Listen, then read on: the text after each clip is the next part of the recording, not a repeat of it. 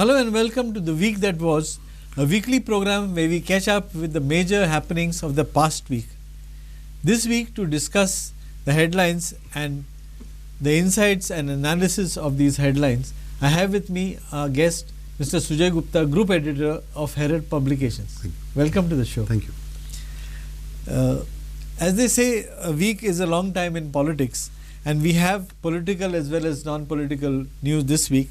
We have, how the rain has battered Panjim and the rest of Goa. We also have a double blow to the government from the courts. The fight, relentless fight of the Anganwadi workers resulting in victory, and a defection storm which has hit the Congress. So to begin with in this week from 6 to 12 July, on 6th of July, last Wednesday, we had this headline in the Herald, Panjim sinks and corruption floats. A huge allocation of 1,800 crores allocated for the smart city. And when we talk of Panjim sinking, we are basically referring to the irony that is the smart city. Already the city has received 108 crores of funding for smart city, and about 300 rupees has been supposedly allocated for contractors. Yeah, see, the thing is, of course, we can kind of get into so many alleys and rabbit holes when we talk of these figures, and they are mind-blowing. Of course, and the city has 950 crores, odd crores right now at its disposal to make the city smart. But it's not so much about the money. The reason why we looked at this was a couple of things. One is, how do you make these projects priority-based? See, priorities are very important. Yeah. You may get your 900 crores or you may get your 1,000 crores or 1,300 crores, whatever you. But what are you actually using this amount for? And the smart city plan, it was envisaged as a consultative process where stakeholders will be taken into confidence. Yeah. What the city's needs are will be factored in. But what has really happened with the smart city project is that though they have listed various projects under the smart city, unfortunately, what has happened is the maximum money has actually been spent in beautification. And I would say areas which are important, but not as important as the areas that have been left out. I'll give you an example. Yeah. Now, you have bought CCTV cameras. Yeah. You spent about 8 to 9 crores on your CCTV cameras. Now, where are the CCTV cameras? Because if the CCTV cameras were all bought and installed, crime in Panjim would have been detected much faster. Yeah. Secondly, we have this whole, I won't even call it the elephant in the room, but we will say it's an elephant which has taken over the room, as I keep on saying, which is the Santinas Creek. Now, the Santinas Creek should have naturally been a part of the smart city project. Yeah. Then it wasn't. We don't even know whether it's been included here, because half of, or at least 1/4 of Panjim's problems get sorted out if you can get the Santinas Creek right. You desilt it properly. You see to it that the sewage problems are sorted out. You know, the whole thing about sewage, your parking, your garbage, everything comes into it. Yeah. But what we have seen is we have consultants after consultants coming in, charging huge amounts of money. The smart city office is really smart, but the city isn't. You know, there have been large number of vehicles and cars and payments to consultants, but very little to show on the ground. As a result of which, what happens is every monsoons we have Panjim sinking. And I will not say the smart city project is the only factor, but it's certainly the inefficiency of the smart city project or the implementation of it has contributed to a large extent to Panjim not being what it is, but worse than what it is. So on July 7th, we have a headline in the Herald. Yeah. Double blow to the government as Supreme Court also rejects Goa's last knock to postpone Panchayat polls. And on the same day, it is referring to the High Court dismissing Goa's petition challenging the non-inclusion of OBCs in the reservation list. Yes, what is very interesting is that when they decided not to postpone the Panchayat elections, a lot of public-spirited individuals went to court. Yeah. Sandeep Azarkar was one of them from Purvari, but there were many others who went to court. Yeah. Now, once that happens, obviously the court started asking questions to the government. The government had to give replies. Now, in those replies, what is interesting is, yes, they initially said that the OBC reservations had to be done. But when when push came to shove and when they realized that there are very clear-cut orders of the Supreme Court, I won't go into the nitty-gritties of those orders, when they have very clearly said that you at no point of time can you avoid conducting the polls irrespective of whatever the reasons are. I'm making it more simplistic. There's a lot of legal jargon to it. But the point is, panchayat elections have to be conducted before the expiry of their 5-year term. And, even if there are extraneous circumstances, and when they meant these extraneous circumstances, there was something, they were act of God circumstances, or they were force majeure circumstances, where you have something which goes beyond your control. When the government had to reply to the High Court, what was very interesting here is that they quickly moved from the OBC excuse and moved quickly to the monsoon excuse. And if you see, and I don't know whether I mentioned this or not, in paragraph 37 of the reply given by the state government to the High Court, the Director of Health Services writes, Director of Panchayats writes, I stand corrected, writes in paragraph 37 of her submission, that the Panchayat polls should not be held because the monsoons are absolutely unprecedented. You are going to have disastrous monsoons. Because of the disastrous monsoons, your ballot papers are going to be totally wet. And not only will your ballot papers be wet, but the ink which is there, which is used for the exercise, will also be smudged and will run onto the ballot papers. So, the court obviously found it frivolous and trivial. The word used by the court in response to that was trivial. They said, do not trivialize it. So it is, one wonders whether the elections are going to be held in the open rain on a field or something completely exposed to the elements. No, but this on a more serious note, that when you do these kind of things, when you have excuses of this nature, then it seems that you're giving excuses to postpone, and one wonders what is such a big reason behind which the government will go to such an extent to see that these elections do not happen. I'll just add one more point here.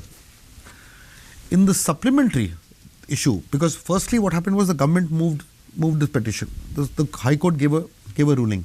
The government made another appeal to the same High Court, asking for more time after the High Court said you cannot postpone.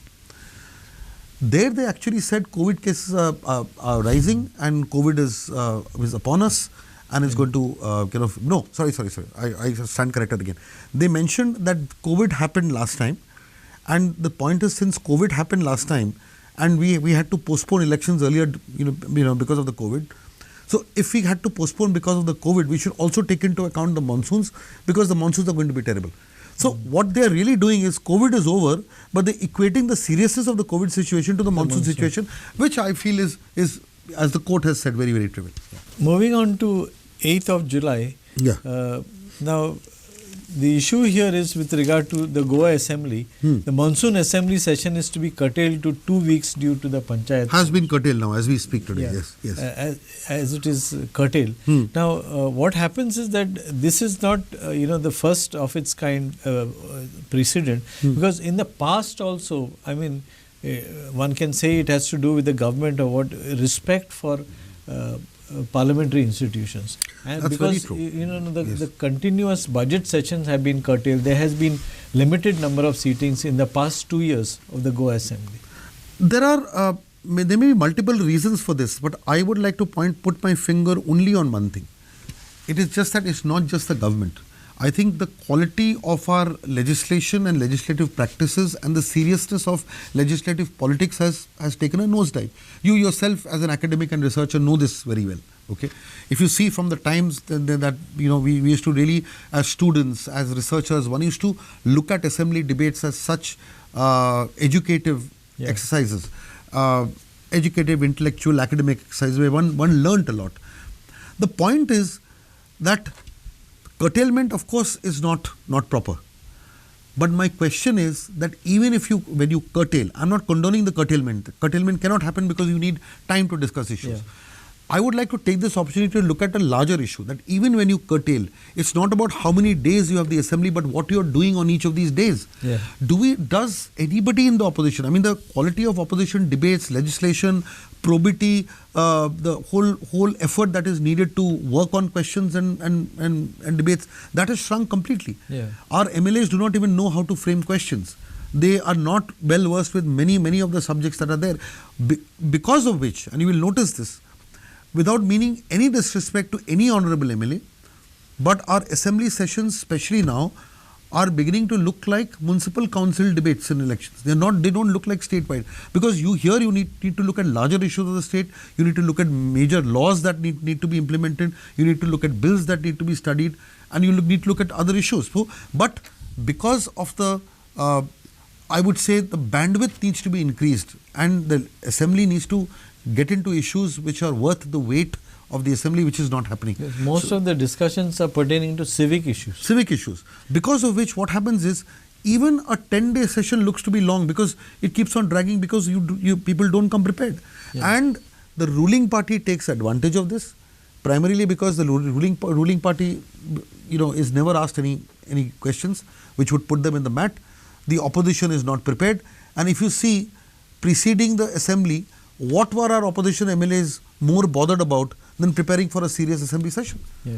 There was an absolute coup to split the Congress, which was almost succeeded, and it is not over yet. Yeah. So if our MLAs are so busy in the days leading up to the assembly on negotiations on a better life for themselves in some other party, how much time would they actually sit down and prepare for an assembly session? So on the same day, that is 8th of July, we have another story, the anchor for page 1, where Herald talks about past Anganwadi workers refuse to gulp, government's demand to never agitate, say no to water. And then there is another anchor on the 10th, that is Sunday in July, where we have a headline, brave hearts have no water but fire rages in their bellies as the strike enters 45th day. Right. And yesterday, which is the 47th day, they were finally victorious. Right. दिसभर आम्ही जशीच कालच्यान सांगलेलें तशें उदक कांयच कोणे घेतलेलें ना. Secondly अजून आमकां कांयच हें मेळूंक ना, अपडेट्स कांय ना. जशें आमी सांगलेलें की आमकां काल रात पर्यंत रिवोकेशन ऑर्डर येवपाक जाय, तशी येयली ना. आमी अशीच चालू दवरतली फुडें. तुमी कंटिन्यू करतले? हय, कंटिन्यू करतली. सिग्नेचर आमकां सायन मारून जॉइन जाय म्हणटा, पण आमी सगळ्यांनी असो डिसिजन घेतला की आमकां अनकंडिशनल रिलोकेशन जाय. आमी कसल्याच अंडरटेकिंगाचेर सायन मारची ना.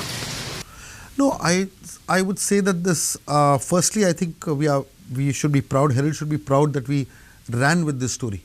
No other paper ran with this story in the manner that we have, because for us it was not just a story of 7 Anganwadi workers fighting.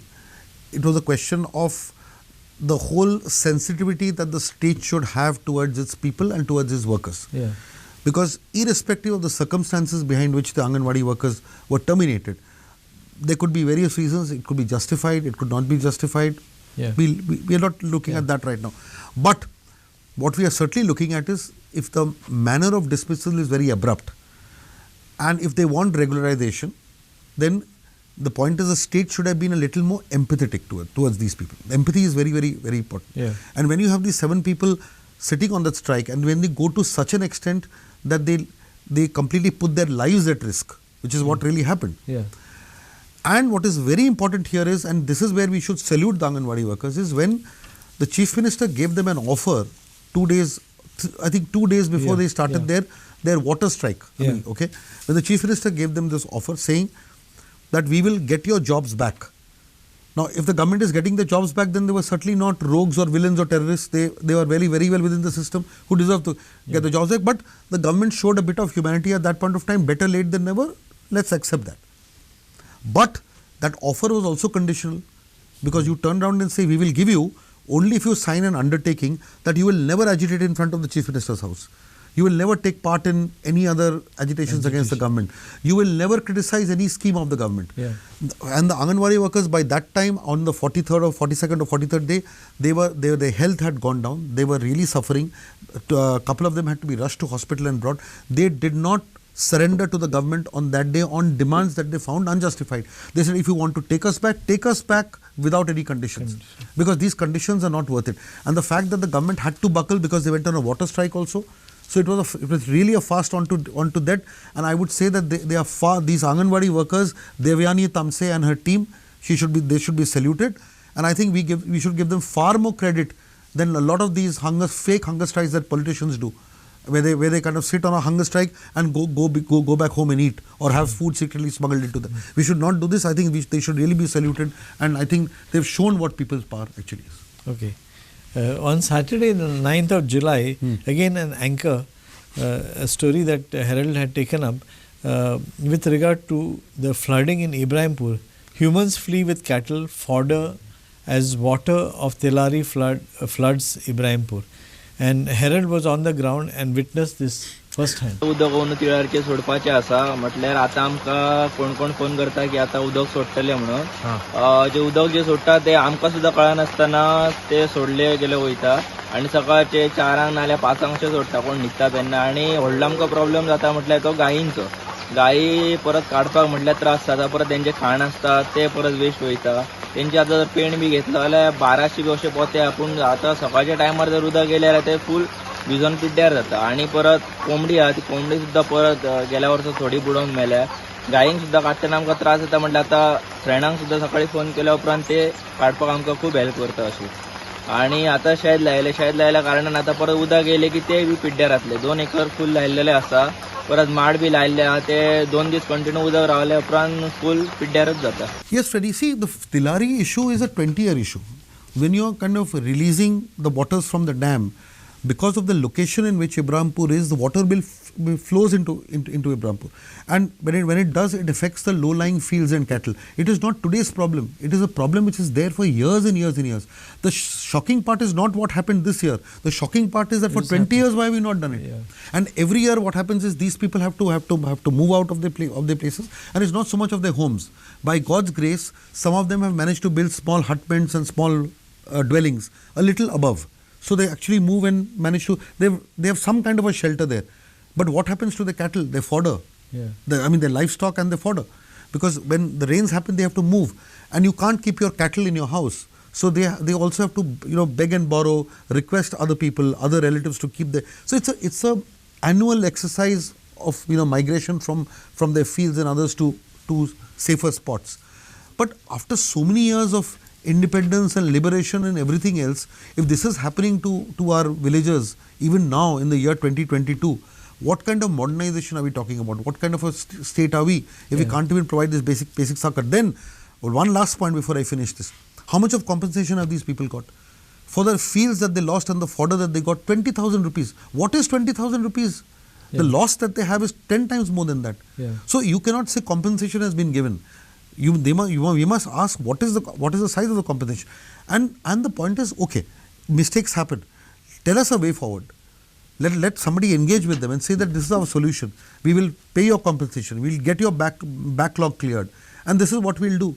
Because you cannot have this situation where every year the rains come and the problem gets carried over.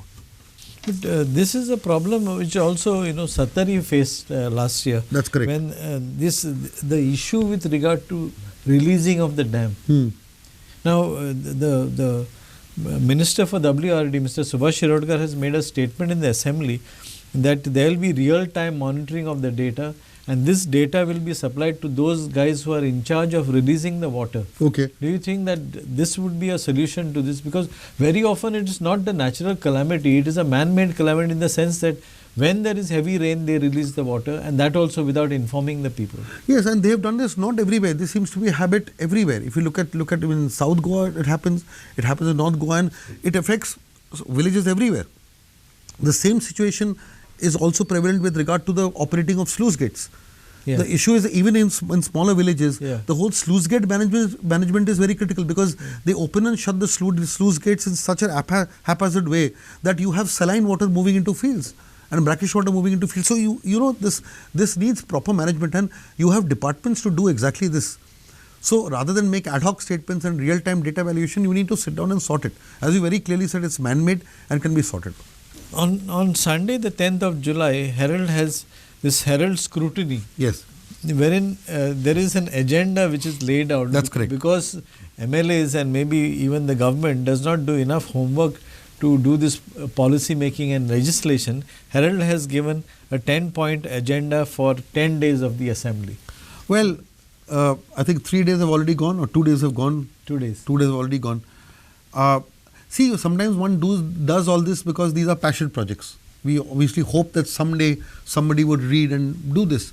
And a lot of these points are important points that we've already raised. For instance, we had this point saying you get back your farm, see that your farms are back on track.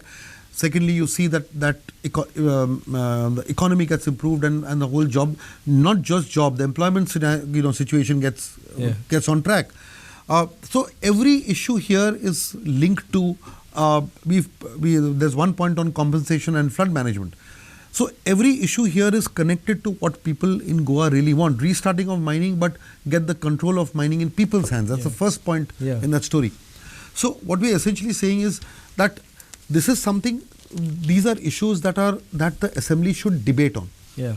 There should be a debate on what kind of a mining corporation do we want? How is mining going to be sustainable? What do we have a proper job and not job, just an employment policy? Or do we have an entrepreneurship policy? So what I'm saying is each of these issues can be solved if you sit and legislate and sit down together and work out a solution. But we just don't have solution-based debates anymore. They are all slanging matches and criticisms. And I would also say there is no attempt to make the whole assembly session a meaningful exercise, and which is very sad, and it's a waste of time and resources. And unfortunately, many of these issues have been dragging, like for example, the mining issue or this sustainable tourism issue, the civic infrastructure issue. Yes. Many of these are long pending issues and they have been dragging for 5 years, 6 years, 10 years. They've been dragging, which again brings us to that point that the seriousness of assembly debates needs to be relooked and revisited. And I think political parties, especially the ruling party, should take the lead in making the legislature a more informative and a more result-oriented space. Then finally we come to Monday, July 11th, wherein the defection storm hits the Congress, tsunami of resignations not ruled out, and then on the 12th, the day we are shooting this episode, we have apparent truce, uneasy calm in the Congress as time bomb ticks. So basically referring to the crisis within the Congress. Well, this headline says it all, and we did a debate yesterday on this whole issue. So the fact that the Congress has become a party whose DNA is defections is long established, and the Congress does not disappoint us. They prove that is indeed their DNA again and again, and that is something which is very bad for democracy. It's very bad for Goa, and there is so much said about this that there's very little left to be said. One can very clearly say is that each of the Congress leaders or MLAs and others, they are all islands unto themselves, and each of them are only looking at their own progress and prosperity. And when you do that, the party is not at all significant. What people want is not at all significant, and these kind of deals are happening. They don't realize that once you do this and you get into a situation where the state has no opposition, do you realize what's going to happen? The state is going to be, there's going to be legislative anarchy, because decisions are going to be taken without any kind of a debate in the House. Yeah. And is that good for democracy? Ultimately, it's going to be a big loss for Goa, and everybody will suffer because of it. No, just a flashback on the typical politics that we are going through, because every time this happens, it's kind of a deja vu. But if we just go back into Goa's post-liberation political history, you will find that even Bandodkar, when his party was splitting because of this dynasty and because of the high-handedness in which Bandodkar was operating, you have a group which split from the NGP. Correct. And there was a fear that Bandodkar, there was a no confidence motion which was tabled against Bandodkar, and if the UG and the MG had to combine, the faction which broke away from Bandodkar, they would have won. But at that particular point of time, Bandodkar split the UG, the Orlando Lobo group, from the Jack Sequeira group, basically. Right. And they formed some BSP party, no? That was subsequent. Subsequent, that is Shashikala's later, yeah. Yeah, later.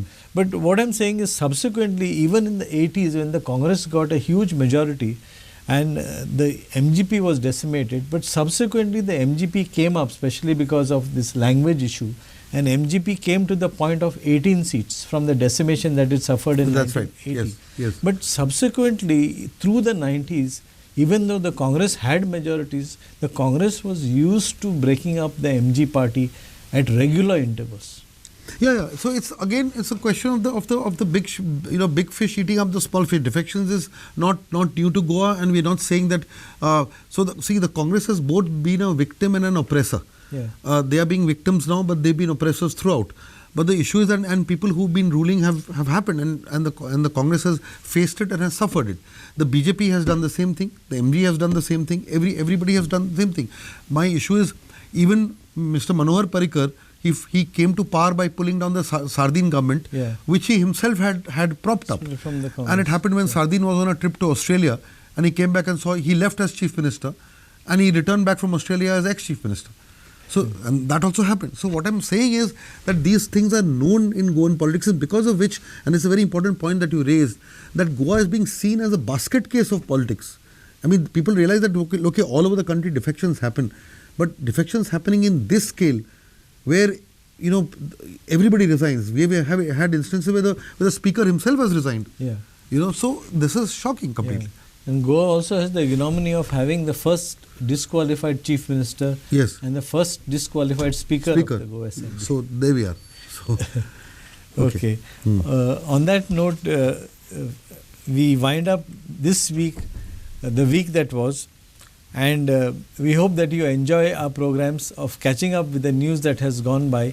We hope you watch Herald TV and enjoy our programs. Keep watching Herald TV.